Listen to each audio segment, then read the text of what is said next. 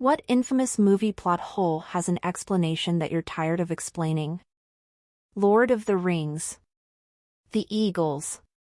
They are not a taxi service, they would be subject to the ring influence too. There are flying Nazgul that could intercept them, there is a big fucking spotlight that could shine on them the moment they approach the border of Mordor. Failing all that, an entire army of orc could wait at Mount Doom, making any approach impossible.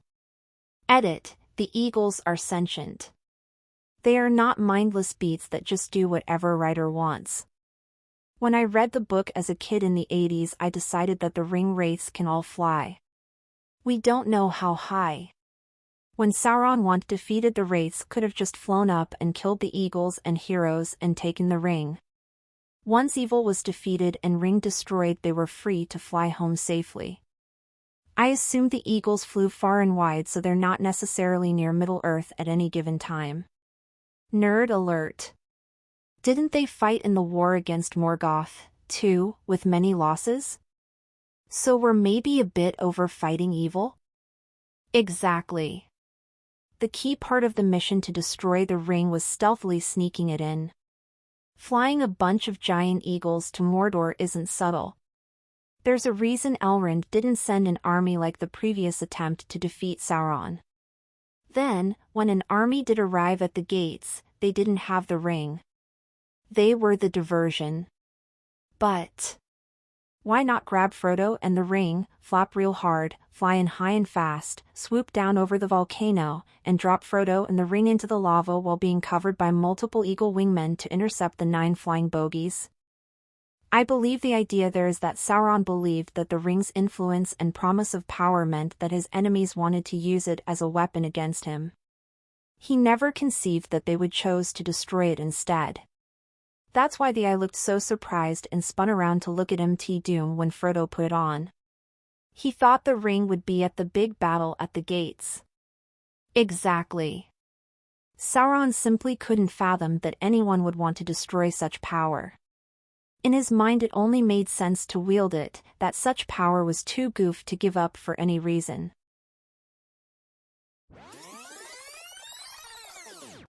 Jack and Rose couldn't both fit on the door in Titanic.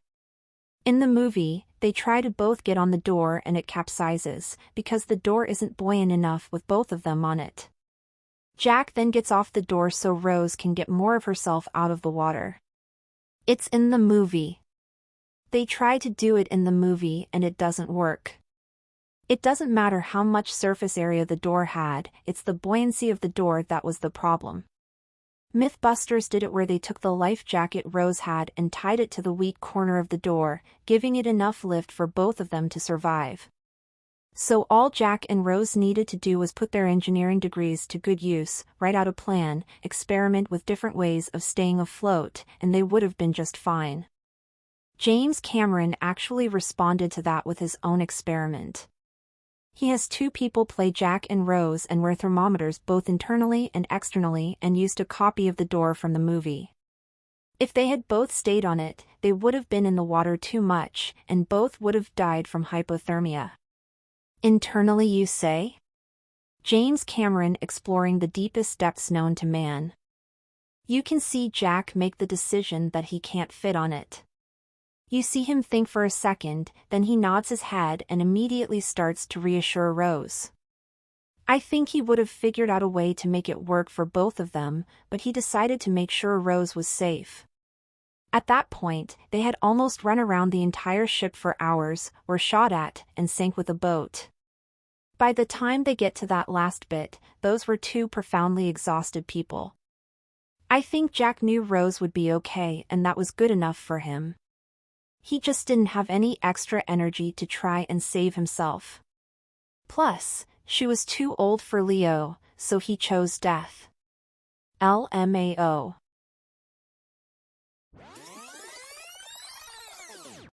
From Independence Day.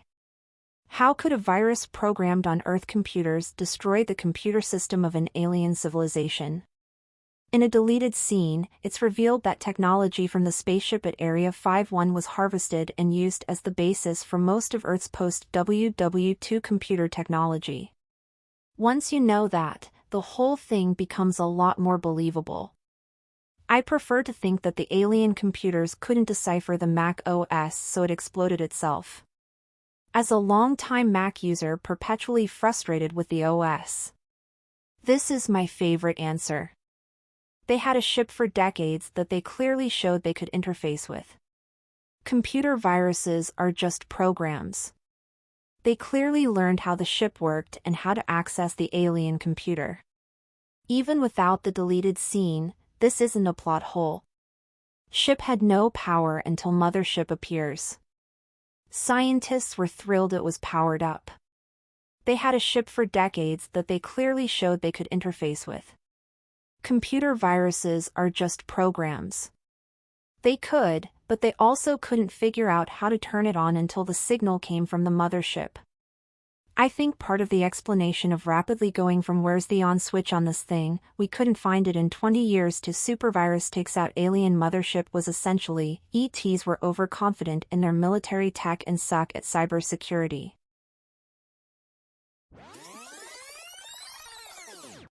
Oh, I have one, Jurassic Park. So many people constantly talk about how it is so scientifically inaccurate and talk about all the dinosaur issues, but the movie over and over and over says how they are genetically modified monsters, not real dinosaurs, not accurate at all. Even in the first movie they said dinosaurs likely had feathers, but people still talk about how the movie is inaccurate for showing them with scales even though they addressed it. Then they talk about how the dinosaurs fighting is inaccurate because they existed millions of years apart, but the movie already said it was taking DNA and recreating monsters from all over the dinosaur era. I do not get why people constantly act like it is supposed to be a scientific movie about real dinosaurs when in the first trilogies Dr. Grant said what Hammond did was create theme park monsters, not real dinosaurs. This is something teased at in the movie and expanded on in the books when Hammond talks about a flea circus. Hammond isn't trying to create dinosaurs, he's trying to create an attraction. People think dinosaurs look featherless, so that's what he made. It's all a farce to sell tickets.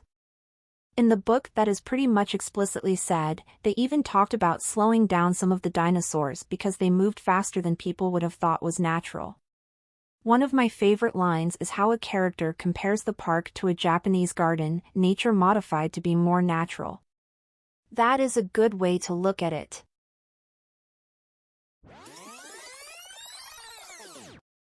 Dark Knight Rises. How did Bruce Wayne magically get to Gotham after he escaped the hole?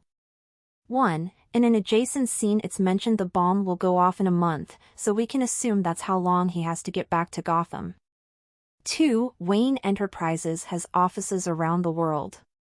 All he needs to do is get to an office, log in, and wire himself money or supplies to get home. He's Batman, he can easily do this without being noticed. 3. Batman Begins has a whole sequence of him traveling around the world penniless and nameless.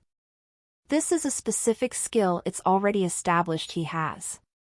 There are tons of plot holes in that movie, but for some reason people get hung up on the easiest one to explain. Bruce Wayne having caches of equipment and money around the world and knowing a way to get into Gotham without being seen seems so obvious it doesn't even need to be explained in the film. Such a ridiculous complaint. I don't think Batman was prepared for either of these scenarios. He was. He's Batman.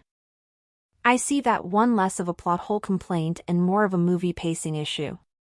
It's just, one scene to the next, boop, goes from being half dead in a hole in Central Asia to doing enough push-ups to fix a broken spine and thereafter in Gotham. At least Indiana Jones did a cute sort of dotted line on a map thing to show that travel was happening. That's like, language of cinema. It's not a plot hole, but it's sloppy filmmaking. Catwoman's stuff bothers me more in that film. Obviously she's largely there to be hot, but her plan makes zero sense at all. The thing she's after makes no sense at all. It exists, then it doesn't, then it does again. But what it does makes no sense. And then in the end she gets redeemed for betraying Batman to Bane because I dunno, she's hot, so forgive and forget, I suppose. Catwoman, the last time I trusted you, you lead me into a trap set by Bane. But I think I can trust you now because I'm Batman. Thank God you are still in the city and easy to find. With your skill set I would have assumed you snuck out the city the same way I snuck in.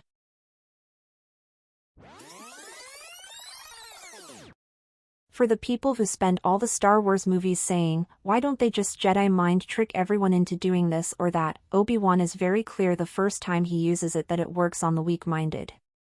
I think the way stormtroopers function throughout the first 3 films shows they aren't the sharpest tools in the shed and are probably bred/trained/selected to do whatever without question and just be cannon fodder. Anyway, what about Jedi super speed from Phantom Menace? That's the main gripe about the ending of The Phantom Menace. Obi-Wan being stuck on the other side of the shield doors, letting Darth Maul kill Qui-Gon makes sense based on all other Star Wars info. Except they established in the beginning of the same movie that he could go through as fast as possible and not get caught outside. Not a plot hole as such, but people complain about creepy emo Peter in Spider-Man 3. He is being infected by the suit. At first he is a bit cocky and women like it. But as it progresses he gets creepier and evil.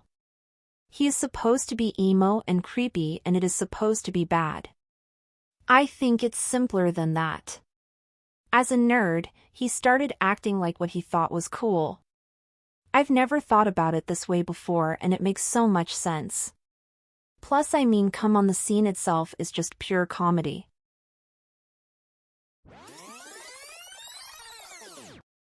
Maybe not a plot hole per se, but Armageddon. People always parrot the statement, wouldn't it be easier to train astronauts to drill, rather than teach drillers to be astronauts? The premise of the movie is ridiculous, and an awesome dumb movie IMO, but the movie explains it very clearly. First of all, only part of the team are drillers. There are still astronauts actually flying the shuttles.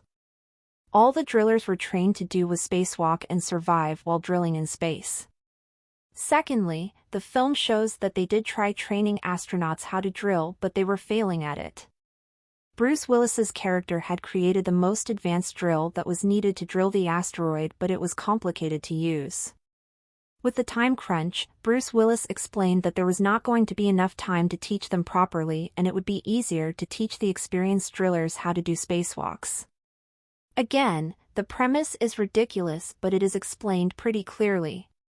Besides, payload specialists are a real thing NASA uses, so it's not that outlandish. Is that really something people complain about? Like you say, I thought it was explained perfectly clearly.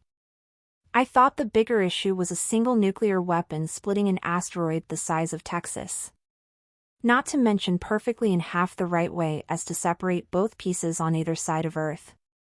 And before anybody mentions that was all planned out before they arrived, the target drilling site, while on the shuttle as they approach they run into the problem of the asteroid unexpectedly spinning on all 3 axes now as a result of passing the moon.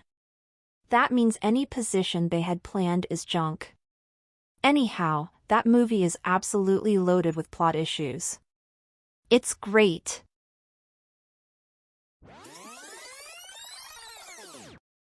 Please like and subscribe for more daily content.